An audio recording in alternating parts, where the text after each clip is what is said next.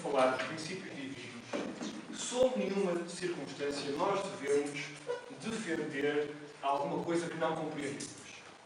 É claro, não tenham fé porque o companheiro do quarto também tem fé. Não digam que se converteram porque o companheiro do quarto também se converteu. E, portanto, não digam que defendem alguma ideia, algum princípio, se de facto não é assim. Se não o compreendem, se não o aceitam, se o rejeitam até. Temos tempo para isso tudo. Portanto, se em algum instante alguma coisa ficar menos esclarecida, podemos perguntar claramente. Vamos ter, em todas as reuniões, vamos ter um momento para questões no final que podem ser uma moral e uma dimensão espiritual. E podemos fazer uma conclusão aqui a meio da lição.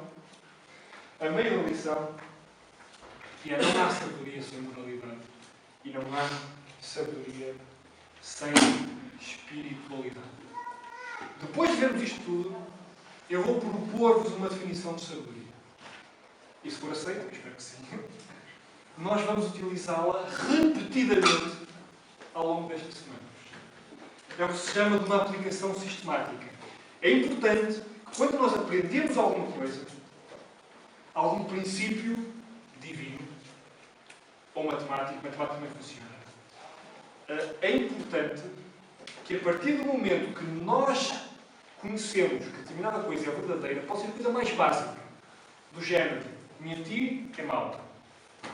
Mesmo que saibamos isso, nós temos que aplicar isso sistematicamente na nossa vida. O que significa que, em todas as circunstâncias, aplicamos aquele princípio. Todos os dias, com todas as pessoas. Desde novos até velhos.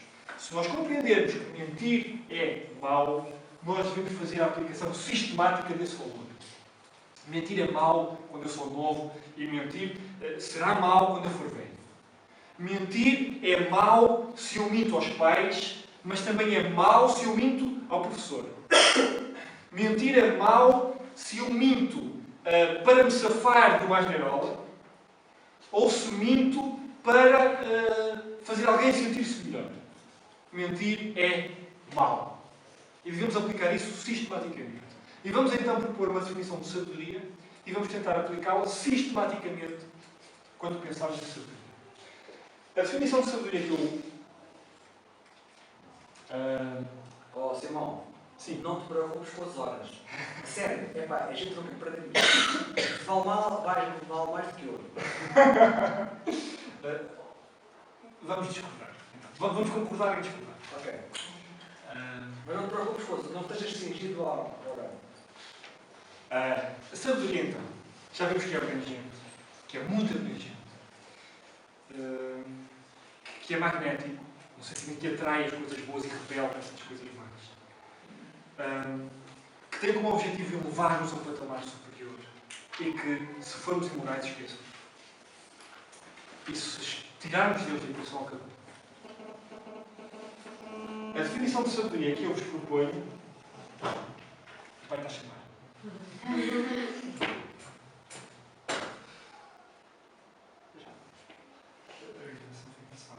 Foi gravado, pode iniciar.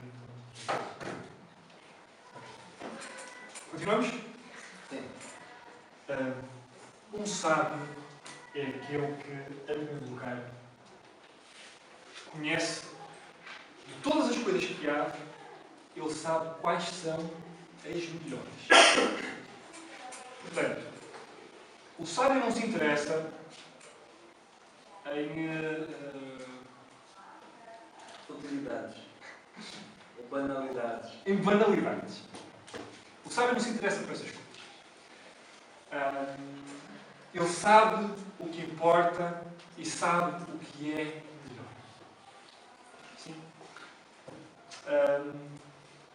O fulano espanhol, que ontem andava à procura das fontes da juventude, ele andava à procura de uma coisa que era ótima. Ele sabia o que era bom. Porque ele tinha este primeiro princípio da sabedoria. Faltava-lhe o segundo. Porque ele não sabia como chegar lá. E o segundo ponto da sabedoria é: depois de nós sabermos quais são as melhores coisas, onde vale a pena investir tempo, dinheiro, paciência, Depois de saber quais são as melhores coisas, não nos adianta muito saber quais são as melhores coisas, se nós não soubermos como chegar lá. Depois de nós sabermos quais são as melhores coisas, ou depois do sábio identificar quais são as melhores coisas, ele tem que saber também qual o caminho que tem que fazer até chegar lá. Não me adianta nada saber que ter uma família é uma coisa extraordinária, se depois eu não sei o que fazer para ter uma família.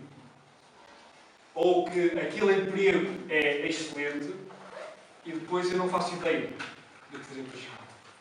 Portanto, o sábio sabe quais são as melhores coisas, mas também sabe qual o caminho que deve percorrer para chegar lá. Finalmente, terceiro e último ponto, o sábio é aquele que, depois de saber quais são as melhores coisas, e depois de saber qual o caminho para chegar lá, ele tem vontade de o fazer.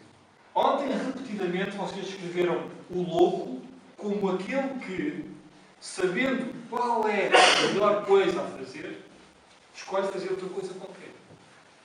E o sábio é aquele que sabe qual é a melhor coisa, que sabe o que fazer para chegar lá e que, além disso, no momento crítico, ele toma a decisão certa.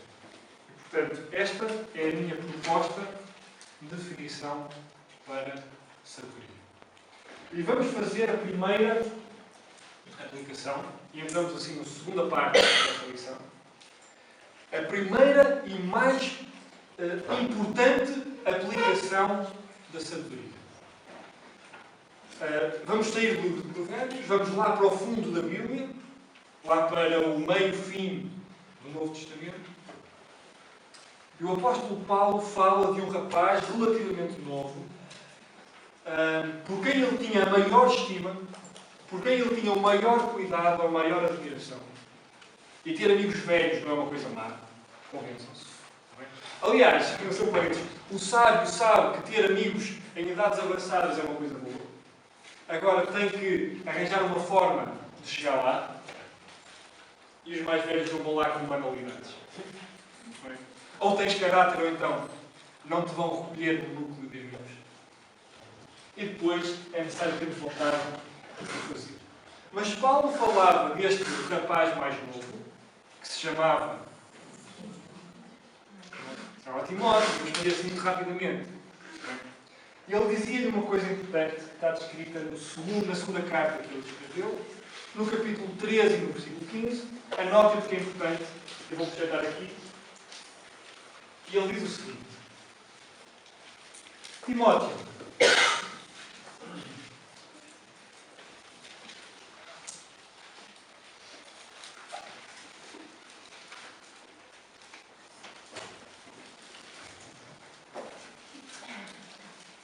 desde a tua meninice, desde que tu és uma criança, desde que tu és um menino, sabes as Sagradas Escrituras. Podem fazer-te sábio para a salvação, pela fé que há em Cristo Jesus. E neste versículo nós vamos deslindar a definição de sabedoria. Notem, primeiro ponto, saber quais são as melhores coisas.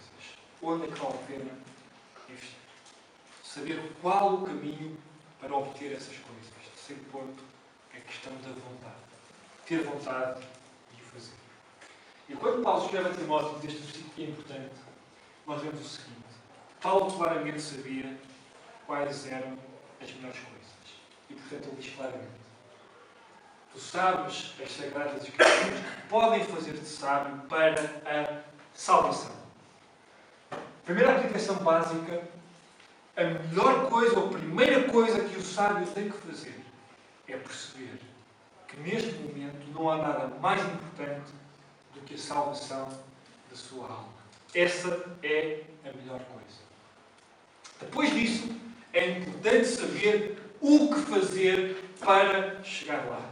O que é que eu faço para obter a salvação da alma? Segundo ponto.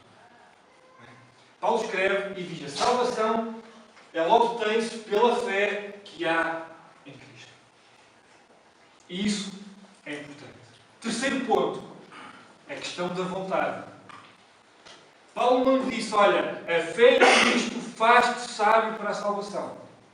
Ele diz, tu sabes as Sagradas Escrituras e elas podem fazer-te sábio para a salvação.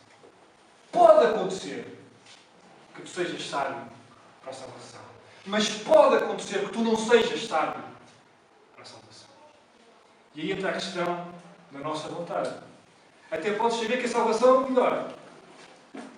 Até podes saber qual o caminho a fazer. Mas tu não fazes, e eu arriscaria dizer que tu és o mais louco. Qual o valor da salvação da alma? Nós chegamos à conclusão que é tão incrível, que é o melhor que pode acontecer, quando nós começamos a comparar o preço de uma alma com outra coisa qualquer. E a Bíblia compara o valor de uma alma com o mundo inteiro. Imagina este planeta inteiro. Quanto dinheiro há neste planeta inteiro? Quanta arte, quanta inteligência, quanta caridade até. Mas a Bíblia diz que a alma é mais importante do que tudo isso. Quando se compara a salvação da tua alma com o resto do planeta, Deus não tem a menor dúvida em dizer que rapidamente abdicaria do planeta pela salvação da alma. Por outro lado, nós podemos perceber quanto vale uma alma pelo valor que se paga por uma alma. Nós não estamos habituados a abrir o OLX e a procurar a alma e vemos. E alguém diz, é que eu vendo a minha, quem dá mais? Começa em 5 euros e vai até 10. Se alguém disser 7,5, leva agora. Não é? Nós não encontramos almas à venda. Temos alguma dificuldade em saber quanto é que vale. Será que são 306 trilhões de euros? Será que são suficientes para pagar uma alma?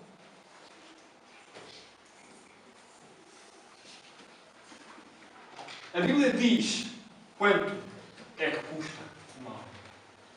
Nós lemos lá, na primeira carta de Pedro, versículos 18 e 19, eu vou ler rapidamente.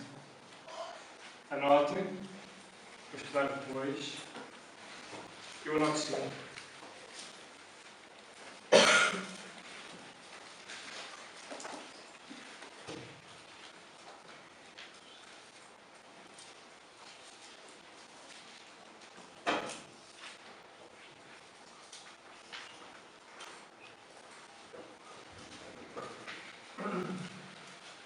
Lemos assim, sabendo que não foi com coisas corruptíveis como prata ou ouro que fostes resgatados da vossa vã maneira de viver, que por tradição recebestes dos vossos pais, mas com o precioso sangue de Cristo, como de um cordeiro imaculado e incontaminado. Notem o início do versículo 18. Não há prata, não há ouro que chegue para comprar uma alma.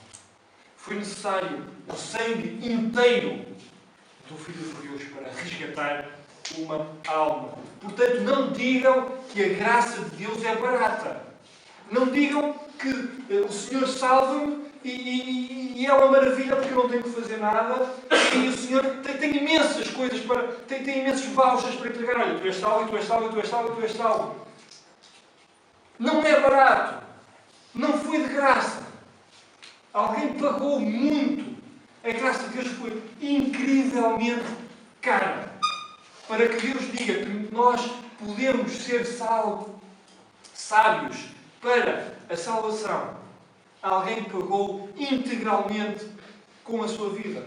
O preço de uma alma é uma alma. Não menos